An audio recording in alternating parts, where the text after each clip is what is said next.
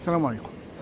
أنا مع الجزء الثالث دلوقتي أو في الجزء الثالث من داخل كاتدرائية سانت بيتر في الفاتيكان، وده كده الممر اللي على الشمال، الممر الثالث. أنا عملت الفيديو الأولاني للممر الأولاني، الفيديو الثاني الممر في الوسط، الأولاني اللي هو في اليمين، الثاني في الوسط، الثالث اللي هو اللي فيه حاليا في الشمال، عشان أقدر أوري اللوحات والحاجات الموجودة.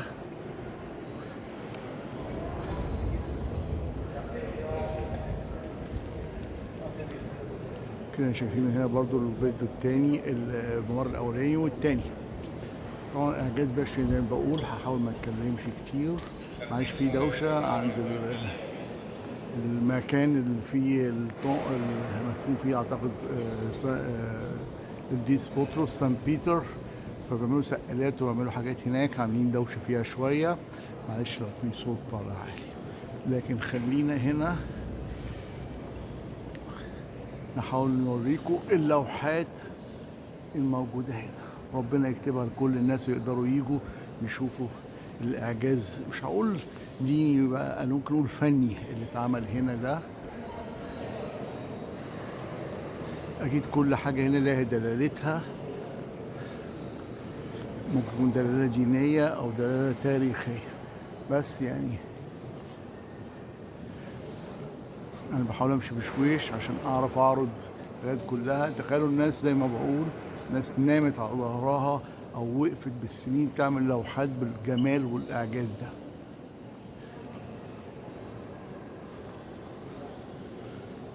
كده شايفين من هنا الممر اللي في الوسط والممر اللي على اليمين كمان هناك.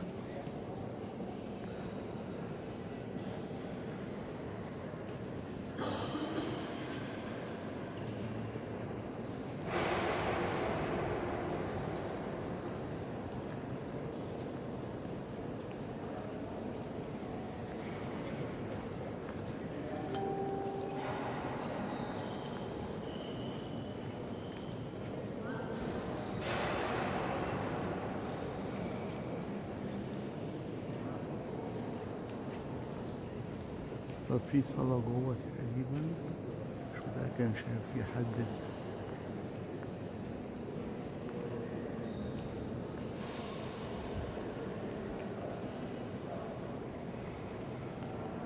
مش هحاول ما ازعجهمش.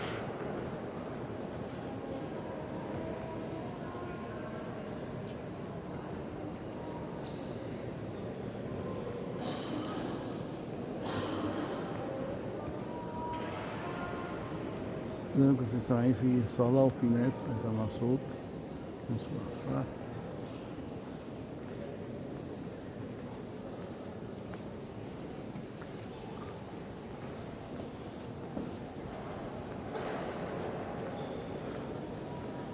هناك السقالات اهي اللي بتعمل فيها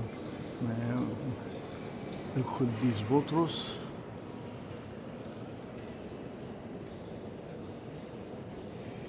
في ممر هنا كمان، ده معرفش ده ممر رابع ولا ايه بالظبط، او بيودي على فين، نعمله بالمرة. في برضه شايف في ناس قاعدين بالصلاة هناك. لا ده ممر فرعي نقدر نقول.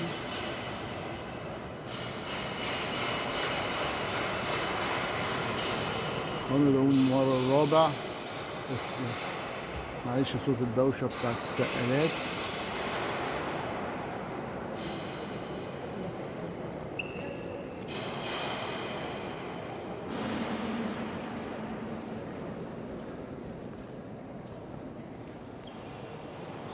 مش ممكن، مش ممكن، مقدرش اقول غير مش ممكن. في جزء تاني معرفش ده تحت الأرض تقريبا، هشوفه أفضل يمكن للصلاة جوه.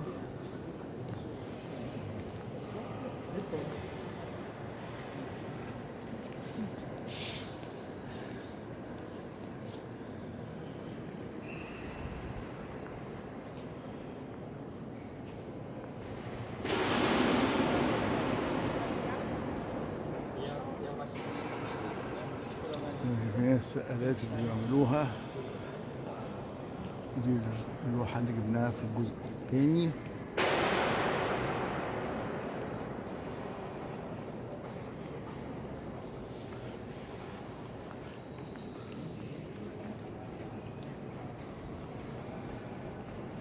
الجزء ده مقفول، لكن نقدر نصوره من على بعد شوية.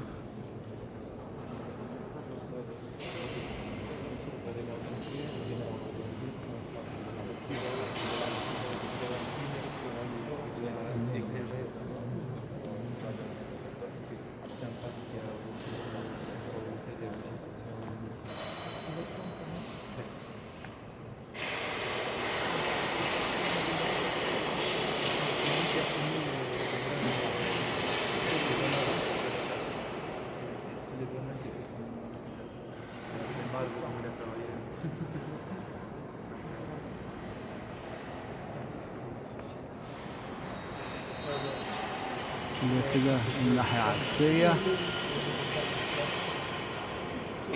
ده مكان للصلاة.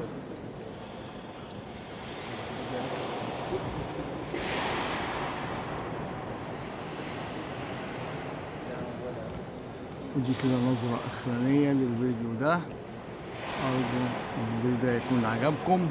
متنسوش الاشتراك في قناتي على اليوتيوب، والتعليقات واللايكات والشيرز، وإلى فيديوهات تانية إن شاء الله. السلام عليكم.